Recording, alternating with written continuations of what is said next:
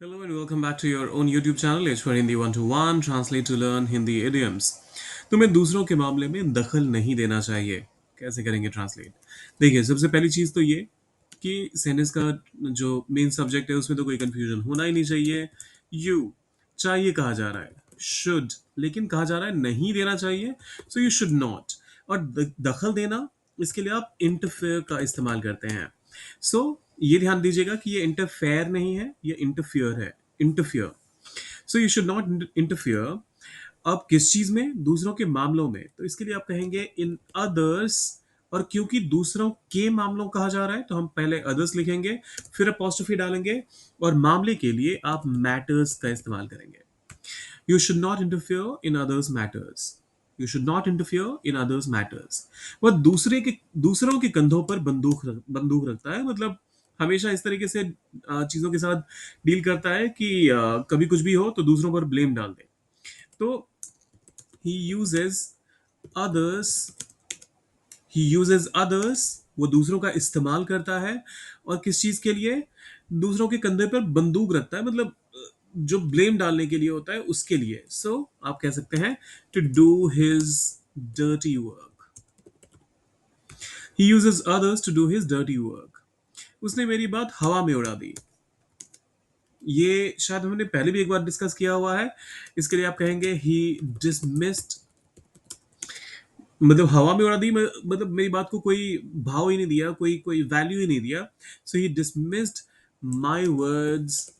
और बस ऐसे ही, सो कैजुअली उसने मेरी बात बस हवा में उड़ा दी। He dismissed my words casually. He dismissed my words casually.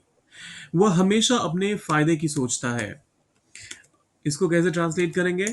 वह ही हमेशा ऑलवेज सोचता है थिंक्स अपने फायदे की, ऑफ हिज।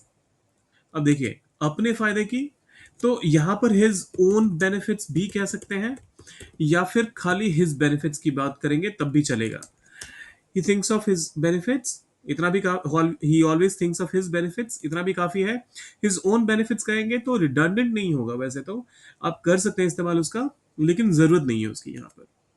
उसने मुझे नजरअंदाज कर दिया। इसका ट्रांसलेशन आप कर दीजिए। नजरअंदाज करने का मतलब होता है इग्नोर, तो इसका इस्तेमाल करके आप इसका क्या ट्रांसलेशन होगा डालिए उसे कमेंट बॉक्स में। वह छोटी छोटी बातों का बतंगड़ बनाता है। इसको कर देते हैं translate. He makes a big deal. वह बहुत बड़ा चढ़ाकर छोटी सी बात का एक बहुत बड़ा इशू बना देता है। तो he makes a big deal out of little things.